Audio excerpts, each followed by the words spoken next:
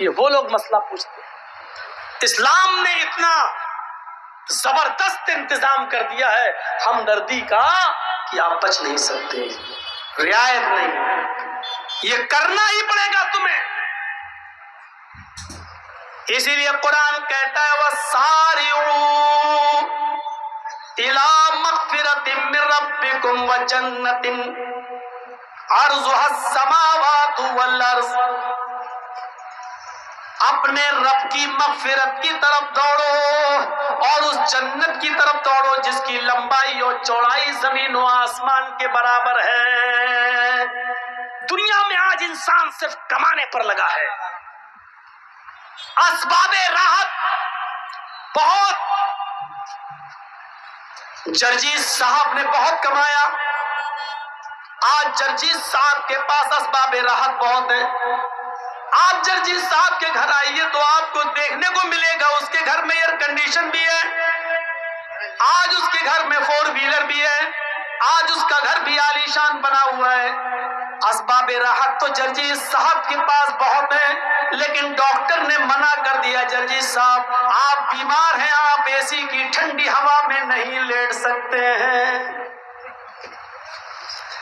ایسے اسباب راحت سے کیا فائدہ؟ ہم اور آپ جو کما رہے ہیں، راحت کے اسباب اکٹھا کر رہے ہیں کہ ہمیں گرمیوں میں اے سی کی ٹھنڈی ہوا مل جائے۔ ہم نے بہت کمایا لیکن ڈاکٹر نے منع کر دیا کہ اے سی کی ٹھنڈی ہوا میں نہیں لیٹ سکتے ہو۔ اسباب راحت اتنے ہیں کہ چلنے کے لیے 4 ویلر ہے میرے پاس، لیکن ڈاکٹر نے منع کر دیا ہے صبح سویرے تمہیں روزانہ پیدل ٹہلنا ہوگا۔ اگر پیدل نہیں ٹہلو گے، کچھ دور 2-3 کلومیٹر روزانہ چہل قدمی نہیں کرو گے تو تمہارے پیر جام ہو جائیں گے، تمہیں ضروری ہے اپنے آپ کو اسٹرانگ رکھنے کے لیے تمہیں پیدل چلنا پڑے گا۔ طرح طرح کی مٹھائیاں رکھی ہوئی ہیں، رس ملائی رکھی ہوئی ہے، رس گلہ رکھا ہوا ہے، چھینا رکھا ہوا ہے، بہترین مٹھائی ہے۔ جرجیز صاحب نے بہت کمایا ہے، اسباب راحت ہے، اسی چیز کے لیے تو کما رہے تھے کہ اچھا کھائیں اچھا پیئیں، لیکن ڈاکٹر نے منع کر دیا ہے تمہیں شوگر 400 پار ہو چکی ہے، لہذا تم یہ مٹھائی نہیں کھا سکتے ہو۔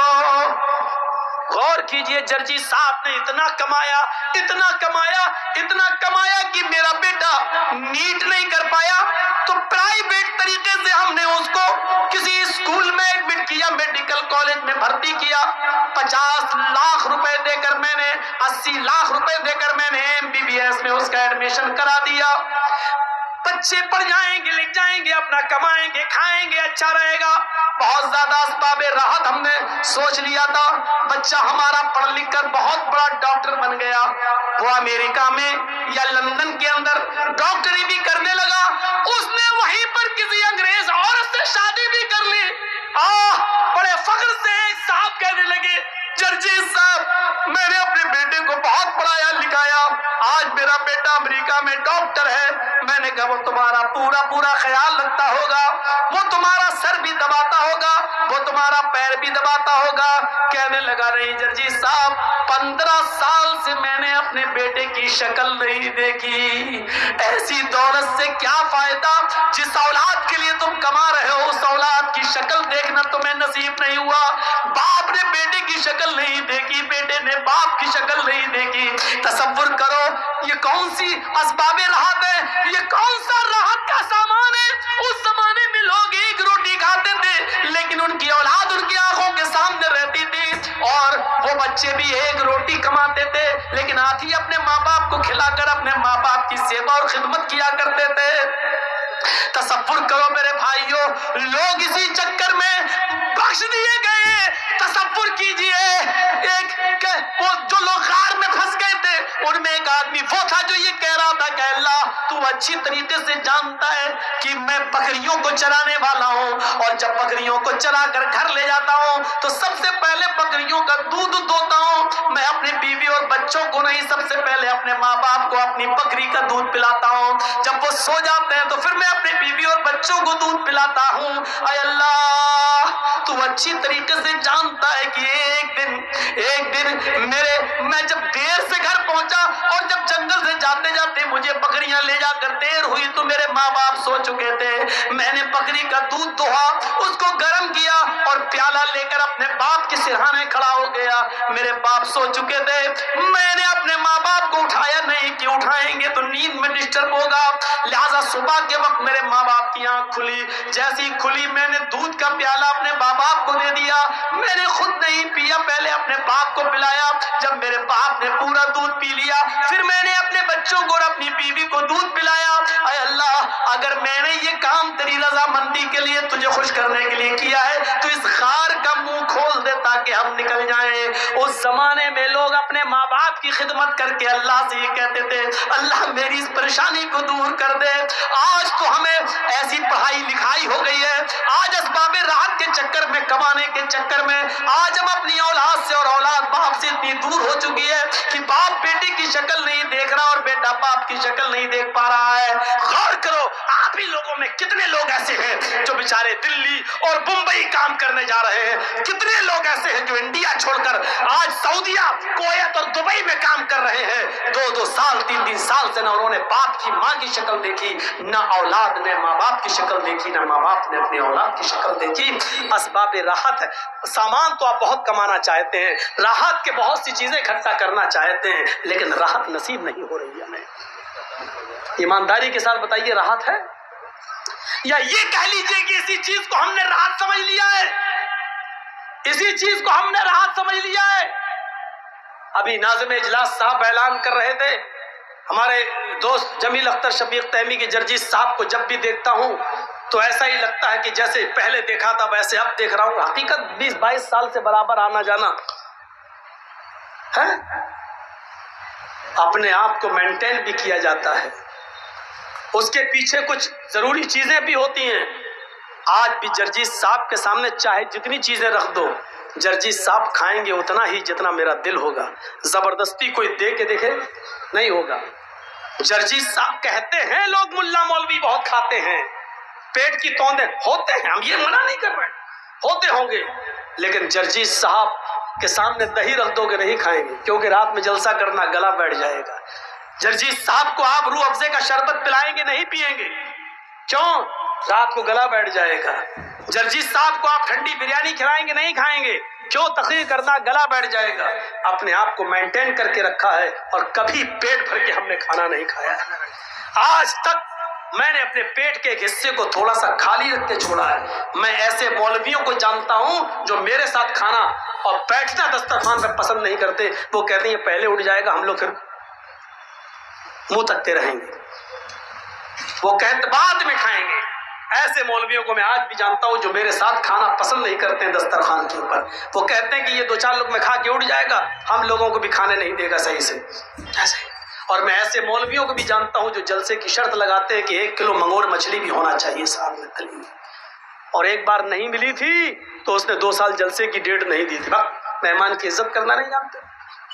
میں ایسے مولوی کو بھی جانتا ہوں، نام لینا ضروری نہیں ہے میرے بھائیوں، تو ایسے لوگ بھی پڑے ہوئے ہیں، ایسے لوگ بھی پڑے ہوئے ہیں۔ اور ہماری پرانی تقریریں اگر آپ اٹھائیں تو اس میں سن لیں گے وہ 3 پیروں کا قصہ بھی ہے، 3 پیروں کا، کہ ایک عورت بیچاری تھی، اس نے 3 پیروں کی دعوت کی، وہ ان کی بڑی مرید تھی، 3 پیروں کی دعوت کی اور اس نے کھچڑی پکائی۔ دیکھیں ان مولویوں کو کھچڑی پسند ہے کہ نہیں ہے؟ 3 پیروں کی دعوت کی، کھچڑی پکائی اور کھچڑی میں گھی ڈال دیا بہت سا، کھچڑی گرم تھی، گھی پگھل گیا۔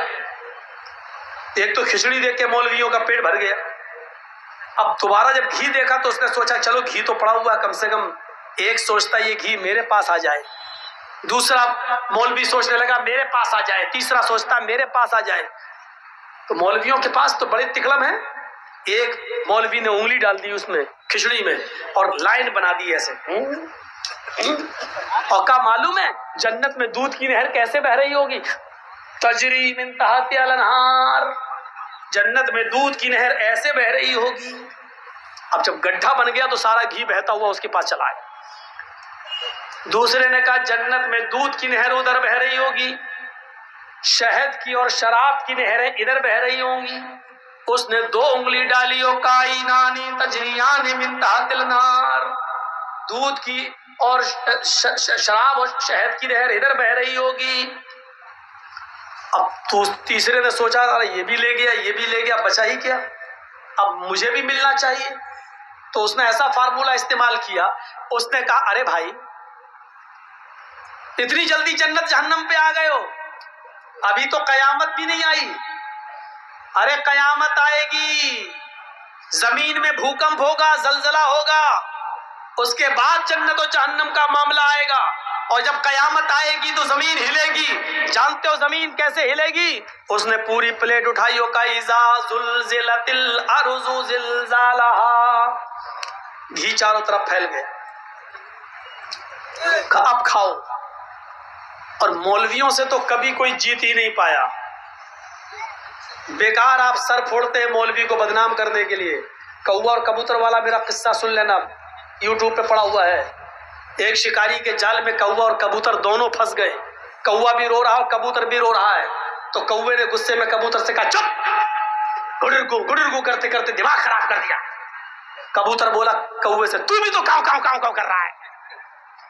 تو کوا بولا میں تو اس لیے رو رہا ہوں کیونکہ مجھے، کوا بولا میں رو رہا ہوں اور کبوتر میں رو رہا ہوں شکاری ہمیں کاٹ کے نہ کھا جائے.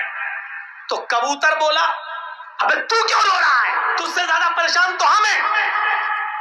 ارے میں تو حلال ہوں، یہ شکاری مجھے جال سے نکالے گا اور کاٹے گا اور کھا جائے گا، مجھے تو کٹنا ہی کٹنا ہے. تو کیوں رو رہا ہے کمینے، تو کیوں کاؤ کاؤ کاؤ کر کے مجھے پریشان کر رہا ہے. تو کوا بولا تم زیادہ پریشان نہیں ہو، میں تم سے زیادہ پریشان ہوں. تمہیں تو کٹنا ہی کٹنا ہے، تمہیں تو کنفرم ہے، لیکن ہم تم سے بھی زیادہ پریشان ہیں. کہا کیوں؟ تم تو حرام ہو. کبوتر نے کہا ارے حرام تو ہیں، لیکن یہ جال جس میں ہم پھنسے ہیں یہ کسی جاہل کا نہیں ہے. جس جال میں ہم پھنسے یہ مولوی کا جال ہے. تو کبوتر نے کہا مولوی کا جال ہے تو کیا ہوا؟ کبوتر نے کہا اس مولوی کا کوئی بھروسہ نہیں، کب حلال کا فتویٰ دے کہ ہم کو بھی کاٹ کے کھا جائے. میری جان تم سے بھی زیادہ اٹکی ہوئی ہے. مولویوں سے کوے اور کبوتر بھی پریشان. اس لیے مولوی ہارتا نہیں ہے.